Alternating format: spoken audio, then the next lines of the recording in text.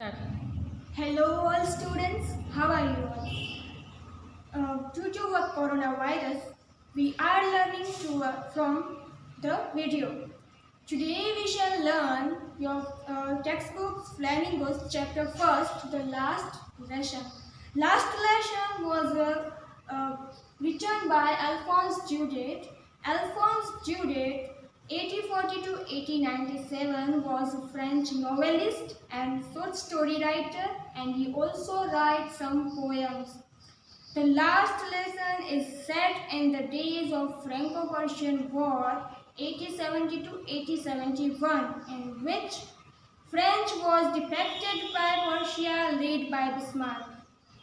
Prussia then consists of what now are the nations of Germany, Poland, and part of Austria.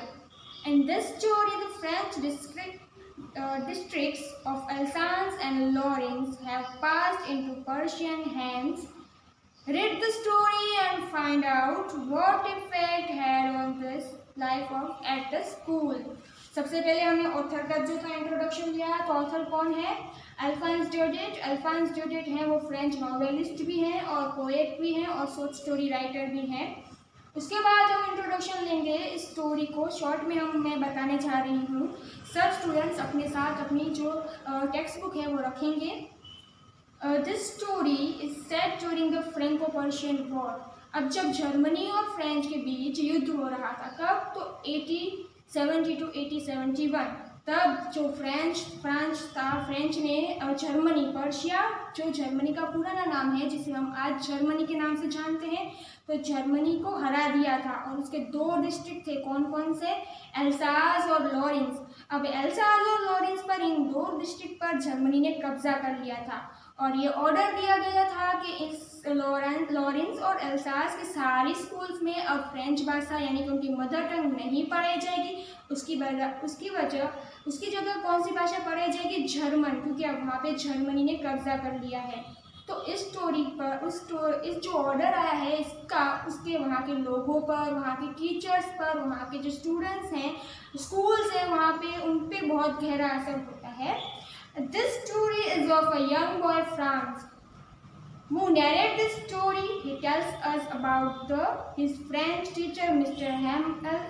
Hamel last lesson in that school. Now French would no longer be taught in that school. अब जो यहाँ पे France है, जो हमारा main character है, वो हमारा मेन कैरेक्टर भी है और वो हमें स्टोरी नैरेट करके यानी कि पूरी स्टोरी वो हमें सुनाने वाला है।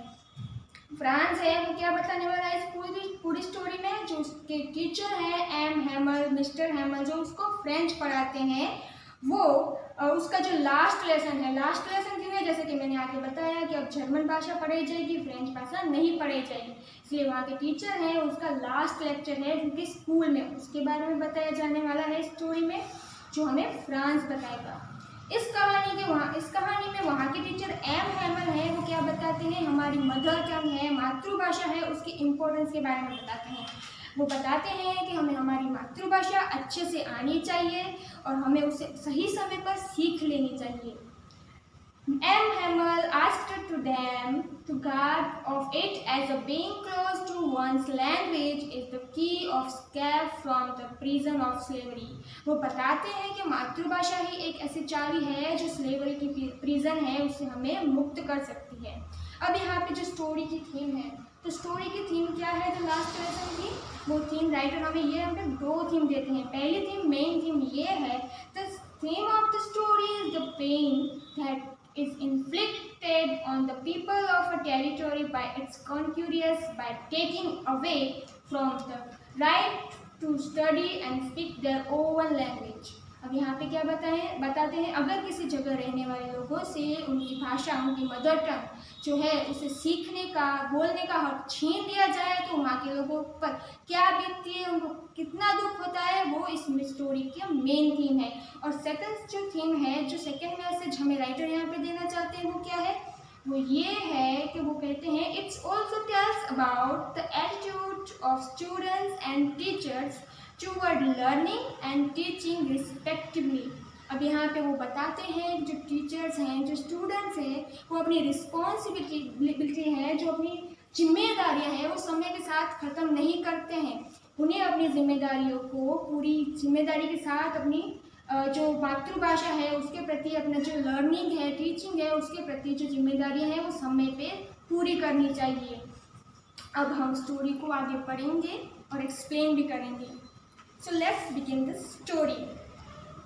I started for school very late that morning and was in great dread of a scolding, especially because Hamel had said that he would question us on participles. अब यहाँ पे फ्रांस है, वो क्या कहता है कि उसे स्कूल जाने के लिए लेट हो चुका है और वो थोड़ा सा डरा हुआ भी है। In great of, dread of का मतलब क्या होगा? फियर ऑफ, किसी चीज़ का डर होना। उसे डर है किस बात का? तो एब हैमल है जो उनके टीचर हैं फ्रेंच के, वो उन्हें आज पार्टिसिपल्स के बारे में पूछने वाले हैं। And I did not know the first word about them, और उसे जो है फ्रांस, उसको एक वर्ड भी पार्टिसिपल्स के बारे में नहीं पता है क्योंकि उसने अपनी स्टडी समय से नहीं की होती है। For a moment I thought of running away and spending the day out of doors. It was so warm, so bright. The birds were chirping at the edge of the woods, and in the open field back of the swimmill, the Persian soldiers were drilling. It was all much more tempting than the rule for participles, but I had the strength to resist and hurried off to school. अब यहाँ पे France क्या कहता है कि मुझे तो इसके पार्टिसिपल्स के बारे में कुछ पता नहीं है, तो उस एक पल के लिए, एक सेकंड के लिए ये सोचता है कि मुझे स्कूल ना जाकर कहीं बाहर जाना चाहिए और अपना दिन अच्छे से बिताना चाहिए। तो वो जब बाहर का डिस्क्रिप्शन बताता है कि आज वेदर कैसा है, वहाँ पे वेदर कैसा है, तो वार्म है, गर्मी है, ब्राइट डे है, धूप निकली हुई है। ज़्यादातर फ्रेंच में क्या होता है कि वहाँ पे ठंडी रहती है, हमारे जैसे इंडिया के जैसे वो हॉटेस्ट और वार्म प्लेस नहीं है, इसीलिए वहाँ पे ज़्यादातर ठंडी रहती है। और जब ऐसे ब्राइट वार्म डेज होते हैं तो वहाँ के लोगों को ये अच्छे लगते हैं। और जो फ्रांस है वो इस दिन में वहाँ के जो डिस्क्रिप्शन बताता है तो वहाँ पे क्या क्या होता है, वहाँ पे चिड़ियों की आवाज़ आ रही है, चहकने की, और स्विमिंग। यहाँ पे दूसरा नया वर्ड है ड्रिलिंग और स्विमिंग। स्विमिंग का मतलब होगा फैक्ट्री और मिल, और ड्रिलिंग का मतलब है एक्सरसाइज। वहाँ पे जो पर्शियन सोल्जर्स हैं वो एक्सरसाइज कर रहे हैं, उसकी आवाज़ आ रही है। अब हम यहाँ पे बोलेंगे कि एक्सरसाइज की आवाज़ कैसे आ सकती है, तो एक्सरसाइज की आवाज़, क्योंकि जो पर्शियन सोल्जर्स हैं, यहाँ पर हमारे भी आर्मी के सोल्जर्स हैं, वो किस पे एक्सरसाइज करते हैं? ड्रम बीट्स के साथ एक्सरसाइज करते हैं। वो ड्रम बीट्स होती हैं, उसके जो कमांड्स मिलते हैं कमांडर्स के द्वारा, उसके साथ कमांड के साथ फॉलो करके उसके साथ एक्सरसाइज करते हैं, उसकी आवाज़ भी आ रही है। और जो वहाँ पे स्विमिल है, फैक्ट्रीज हैं, उन सब की भी पीछे के मैदानों से ये सब आवाज़ें फ्रांस को सुनाई देती हैं। It was all much more tempting, यहाँ पे और एक वर्ड है टेम्पटिंग। Tempting means attractive. अब ये जो सब है, ब्राइट डे है, वार्म डे है, ये सब आवाज़ें, दिन बहुत अच्छा है, ये सब फ्रांस को बहुत अट्रैक्टिव लगते हैं, उसे बहुत आकर्षित करते हैं। पर तो वो कहता है कि उसमें इतनी ताकत है कि वो इन सबसे दूर रह सके, वो इन सबसे दूर रहता है और अपनी स्कूल की तरफ फिर से चल पड़ता है जल्दी से। Next paragraph, when I passed the town hall, there was a crowd in front of the bulletin board. अब वहाँ पे जब वो जाता है अपनी स्कूल की तरफ, तब वो एक टाउन हॉल है। टाउन हॉल मीन्स क्या होता है? गवर्नमेंट बिल्डिंग होती है सिटी में, वो उसको जब पास उसके यहाँ से गुजर रहा होता है तो वो क्या दिखता है? बुलेटिन बोर्ड पर, बुलेटिन बोर्ड के पास बहुत सारी भीड़ इकट्ठा हुई है। क्यों हुई है? तो for the last 2 years all our bad news had come from there, the lost battle, the draft, the orders of commanding officer, and I thought to myself without stopping, what can be matter now? अब यहाँ पे क्या बोलता है France कि जो ये bulletin board है वहाँ पे क्या लगा होता है? बुलेटिन बोर्ड पे पिछले 2 सालों से सब बैड न्यूज़ जैसे कि लॉस्ट ऑफ बैटल, जर्मनी ने फ्रांस को फिर से हरा दिया, या फिर द ड्राफ्ट ऑफ ऑर्डर्स के कोई नया ऑर्डर आया हो, कमांडर जो ऑफिसर है उसने जो ऑर्डर कुछ नया दिया हो, क्या फ्रांस में क्या होने, फ्रांस जो है उसमें क्या नया फुलत होने वाला है, वहाँ पे क्या किया जाएगा, उसका जो ऑर्डर है वो भी वहाँ पे बुलेटिन बोर्ड पे लगाया जाता है। फ्रांस बिना रुके ही चलता जा रहा है और सोचता है, क्या सोचता है कि पता नहीं इस बार क्या मैटर है, क्या ऐसी बात है कि यहाँ पे भीड़ इकट्ठा हुई है। Next paragraph, let's read. Then, as I hurried by as fast as I could go, the blacksmith watcher who was there with his apprentice, reading the bulletin, called after me, "Don't go so fast, Bub. You will get to your school in plenty of time."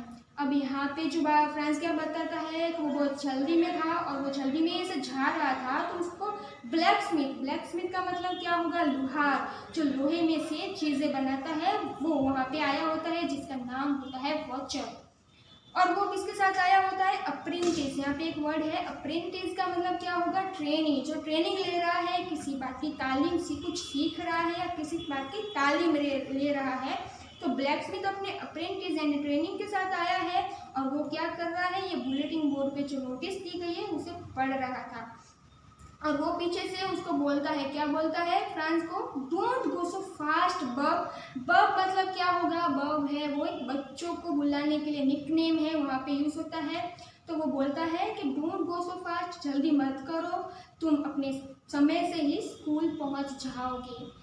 अब जो ये सब बोलता है blacksmith, तब France क्या सोचता है? फ्रांस सोचता है कि I thought he was making fun of me and Richard and hammers return garden all out of breath. वो सोचता है कि ये जो ब्लैकस्मिथ है उसका मजाक उड़ा रहा है, क्योंकि वो एक तो स्कूल जाने के लिए लेट हो चुका है और वो जल्दी जल्दी एम हेमर के लिटिल गार्डन में पहुंचता है। तब उसकी सांस फूली हुई होती है। उसकी सांस क्यों फूली हुई है? क्योंकि वो जल्दी जल्दी स्कूल आया होता है, क्योंकि उसे स्कूल जाने के लिए लेट हो गया होता है। तो स्टूडेंट्स, आज हम यहीं तक स्टोरी रखेंगे। कल हम जो नेक्स्ट वीडियो है उसमें हम आगे की स्टोरी पढ़ेंगे। यहाँ तक की स्टोरी आप रिकॉल करते रहिएगा और जितने भी वर्ड मैंने आपको बताए हैं वो सब आप अपनी नोटबुक में लिख सकते हैं और उसे रिकॉल कर सकते हैं। Thank you so much.